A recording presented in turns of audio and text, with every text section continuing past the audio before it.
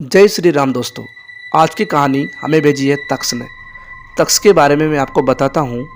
तक्ष एक 32 से 33 साल का लड़का है जिसके घर पे पत्नी, छोटा लड़का और एक बड़ा लड़का है। पिताजी और उसकी माँ है। माँ और पिताजी घर की खेती करते हैं। उनके 4 से 5 बीघा ज़मीन है। तक्ष भी उनके साथ खेती का ही काम करता है और वो ये सोचता है कि मैं अपनी खेती करूंगा और अपने घर का गुजारा चलाऊंगा। परंतु जिस तरह के भी हालात हैं ना, उन हालातों से आने वाले समय में कुछ भी गुजारा नहीं होगा। वो अपने पिताजी से बात करता है कि पापा, खेती के अलावा मैं कुछ क्या कर सकता हूँ। उसके पापा कहते हैं कि बेटा एक काम कर, तू शहर के अंदर जा और वहाँ पर मेरे से कुछ पैसे ले जा और वहाँ पर कुछ अच्छा सा धंधा स्टार्ट कर। अगर कुछ हुआ तो तेरा ही भला है बेटा। तो तक्ष पापा से कुछ पैसे लेकर महाराष्ट्र के शहर के अंदर चला जाता है। शायद आप महाराष्ट्र मान लो, वहाँ चला जाता है। महाराष्ट्र के अंदर वो गया तो उसने एक चाय का ठेला लगाया। जब चाय का ठेला लगाया तो वो दिन भर यही सोचता कि यार इनसे क्या गुजारा हो रहा है। उसके पास अलग अलग तरह के ग्राहक आते। कोई अमीर आदमी आता, कोई गरीब आता, कोई कैसी बातें करता, कोई कैसी बातें करता। मतलब ये मानो कि उसका सिर्फ गुजारा चल रहा था तक्ष का। उसने इधर उधर करके वो किसी भी से पैसे उधार लेता और वो उसका एक बहुत गलत शौक था। क्या गलत शौक था? वो लॉटरी में पैसे लगाता था। मतलब वो ये चाहता था कि मैं जल्दी से जल्दी करोड़पति बनूं। उसके कुछ पैसे लॉटरी में व्यर्थ हो जाते थे और कुछ अपने रहने खाने में, यानी कि घर पर 1 रुपया भी नहीं भेजा जा रहा था, बल्कि अपना खर्चा चला रहा था। वो कई लोगों से उधार लेता था। उधार वाले लोग ये भी नहीं सोच सकते थे कि पैसे वापस आएंगे कि नहीं आएंगे। वो चाय का ठेला चलाता था नॉर्मली। एक दिन की बात है, तक्ष अपने चाय के ठेले पर चाय बना रहा था। तभी वहाँ पर एक ऐसा आदमी आता है जो किसी तांत्रिक से कम नहीं था, क्योंकि उसने वेशभूषा वैसी पहन रखी थी, काले कलर की सापी लगा रखी थी और ऊपर पूरा कुछ नहीं था। ठीक है, मानो तो ऐसा कि वो तांत्रिक ही था। और उसके पास पैसे बहुत सारे थे। उसने 500 की नोट की गड्डी निकाली थी जिसमें से उसने एक नोट दिया था। तक्ष उसको देख रहा था और ये सोच रहा था कि यार इसकी हालत कैसी है और इसके पास इतने पैसे कैसे हैं। तक्ष बस यही जानना चाहता था कि इतने पैसे कैसे कमाए। आदमी जो नॉर्मल आदमी होता है वो पैसे देता है चाय के लिए और वापस छुट्टे लेता है, परंतु वो जो आदमी बैठा हुआ था उसको छुट्टे पैसों की कोई भी नीड नहीं थी। वो छुट्टे पैसे की बजाय कुछ और सोच रहा था। तक्ष उसके पास जाता है और कहता है, नमस्कार, आपके छुट्टे पैसे। वो कहता है, छुट्टे पैसे मेरे को नहीं चाहिए, रहने दो। फिर तक्ष कहता है कि आप कुछ ना कुछ बात सोच रहे हो। वो कहता है, हाँ यार, मेरे 2-3 होटल है, उनको मैं मतलब अच्छे से आदमी को हायर करना चाहता हूँ, जैसा आदमी मिल नहीं रहा। तक सोचता है, यार ये क्या बात कर रहे हैं, अच्छा सा आदमी नहीं मिल रहा। मतलब इस आदमी की हालत इतनी ख़राब है और उसके पास होटल भी है। वो कहता है, बाबा मैं आपको एक बात बताता हूँ, मेरे को जल्दी से जल्दी करोड़पति बनना है, कुछ भी हो जाए। और मैं आपसे यही राज जानना चाहता हूँ कि आपके पास इतने पैसे कैसे आए। और उसने अब अपनी आवाज़ धीरे कर दी। वो कहता है, देख भाई, ऐसा है तू करोड़पति तो बन जाएगा। मैं तेरी देख सकता हूँ, तेरी ये हालत देख सकता हूँ।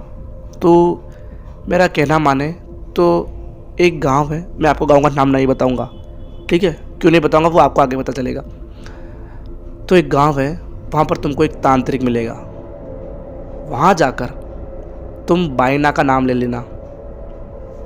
वहाँ पर वो तुम्हें कुछ देगा, उसके बाद तुम्हें पता चलेगा कि क्यों नहीं बताऊंगा मैं अपने गांव का नाम, ठीक है? तो वो तांत्रिक के पास जाता है। अब वो तांत्रिक उस गांव के अंदर रहता था जिसको मैं आपको नहीं बताऊंगा नाम। तो वहाँ पर जाता है और वहाँ पर उसको तांत्रिक मिलता है। तांत्रिक से वो बात करता है और बात इस तरह करता है कि मेरे को कुछ ना कुछ आपसे अभी चाहिए। तांत्रिक कहता है, तेरे पास 10,000 रुपये हैं, अब एक बात बताओ।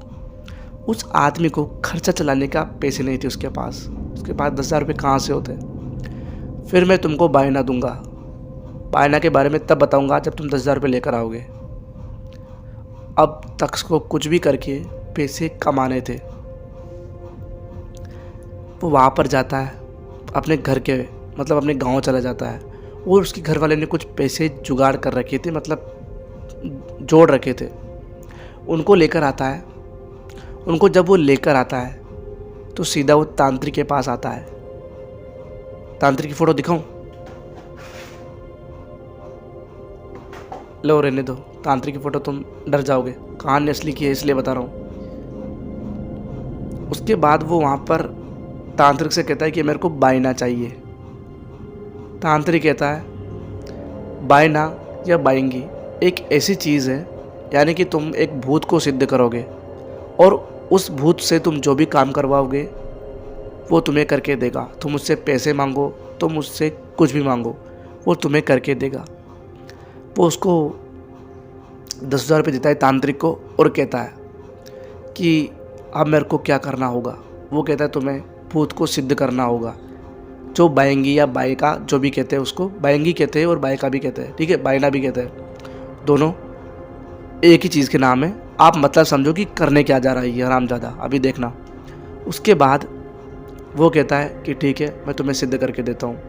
तो एक घड़ा लेता है, घड़े के अंदर वो कुछ करता है और उसको ऊपर से बांध देता है और उस तख्त से कहता है कि तुम इसे अपने कोने के अंदर जाकर रख देना।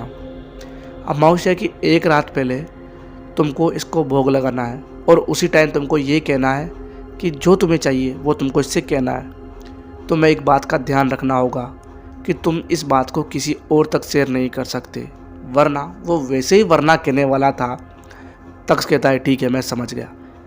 पहली गलती तो इस क्या कहूँ इसके बारे में यार, इससे यही हो जाती है। इसकी कुछ शर्तें थी, कुछ गलतियाँ थी जो करनी थी इसको, कुछ बातें थी जो भी बतानी बाकी थी तांत्रिक ने। इसने सुनी नहीं तो इसके साथ क्या हुआ वो भी आगे सुनना, आप देखना। तो तांत्रिक कहता है ठीक है तुम्हारी इच्छा, मत सुनो, और वो उसको लेकर अपने घर पर आ जाता है। उसने एक कोने में रखा और अमावस्या की एक रात पहले कहा कि मेरे जो चाय का थैला है वो इतना चले कि मैं ज़मीन खरीद लूँ गांव के अंदर। उसको लगा कि करके देख लेते क्या होता है। अमावस्या की रात निकली, आप मानोगे नहीं, उसने 1 महीने के अंदर 12 से 13 लाख रुपए के बीज कमाए। इतना बड़ा गैप। उसके पास ग्राहकों की लाइन लगने लगी, जो चीज़ें सस्ती थी वो महंगी बिकने लगी, इतनी खतरनाक तरीके से। उसने करीब 2-3 साल के अंदर ही गांव के अंदर अच्छी खासी ज़मीन ले ली और उसने कहा कि अब मैं इसको गांव वालों को कहूँगा कि तुम करो और मेरी आधी फसल दे देना तुम ऐसे करके, और अब मैं घर पर जाकर आराम करूँगा। घर पर चला गया। घर पर जाने के बाद उसने देखा तो अच्छी सी फसल उग रही थी, यानी कि उसने फसल के लिए कह दिया था घर वालों से और फसल उग रही थी। अब जो गांव के लोग थे, जो अमीर आदमी थे, वो धीरे धीरे गरीब होने लगे थे और जो अपना तख्त है उसका कारोबार काफ़ी तेज चलने लगा था। अच्छे खासे उसके बहुत सारे नौकर हो गए थे घर के अंदर, अच्छे खासे उसके लड़के अच्छी जगह पर पढ़ने लगे थे। अब वो जो बाएंगी थी उसके अंदर एक दिक्कत थी। वो जो उसके अंदर भूत था उस घड़े के अंदर, उसको 7 साल के अंदर आज़ाद करना था। अब 5 से 6 साल गुजर गए, 6 से 7 और 7 से 7.5 साल गुजर गए। अब उस मटके के अंदर से उसको आवाज़ आती है तख्त को कि मुझे तू तेरे छोटे बेटे की बलि देगा, वरना वो खुद मरा जाएगा। तख्त सोचता है कि यार ये तो मैं फालतू बात है, मेरे हिसाब से इस घड़े के अंदर से कौन निकलेगा, ऐसी कोई घटना नहीं होगी, फालतू बात है। और 2 दिन बाद वैसा ही हुआ। उसका जो छोटा लड़का था वो सोया दिन के अंदर और फिर उठा ही नहीं।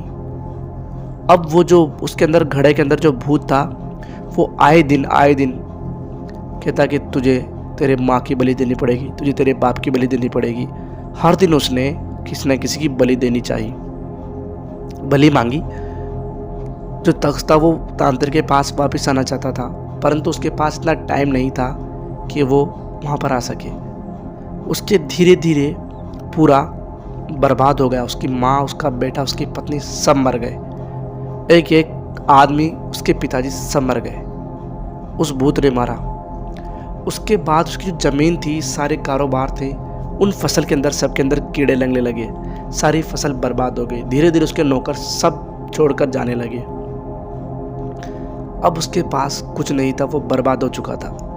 वो कहता है कि तांत्रिक के पास जाकर तो बताऊँ यार, मैं तो बर्बाद हो गया, मैं तो मतलब कहीं का नहीं रहा, मेरे पास तो कुछ भी नहीं रहा। वो तांत्रिक के पास जाता है और कहता है कि ये क्या हुआ, तुमने तो इसके बारे में पहले नहीं बताया। तांत्रिक कहता है मैंने तेरे से पहले भी कहा था, तूने बात को सुना नहीं। उसको 7 साल के अंदर आज़ाद होना होता है। उसने तेरे को कई बार संकेत दिए थे, परंतु तू पैसों के मारे इतना अंधा हो गया था, इसकी कोई सीमा नहीं थी। अब तुझे कुछ करना होगा तो उस घड़े को खोल देना, वो आज़ाद हो जाएगा। तक्ष वहाँ पर जाता है और उस घड़े को खोल देता है और वो आज़ाद हो जाता है। तक्ष आज मुंबई के अंदर चाय का ठेला लगाता है। उसके घर वाले पूरे ख़त्म हो चुके हैं, कोई भी नहीं उसके आगे पीछे। आप सभी को पता है, आदमी पैसों की चाह में किसी भी हद तक जा सकता है। मेरा यही उद्देश्य है आपसे इस कहानी के माध्यम से कि पैसे सही तरीके से कमाना है। भले से 2 रोटी कम खाए, परंतु पैसे सही कमाने हैं, सही तरीके से। घर वालों की तो क्या गलती थी बेचारों की। यह कहानी और किसी ने नहीं, हमें तक्ष ने भेजी है।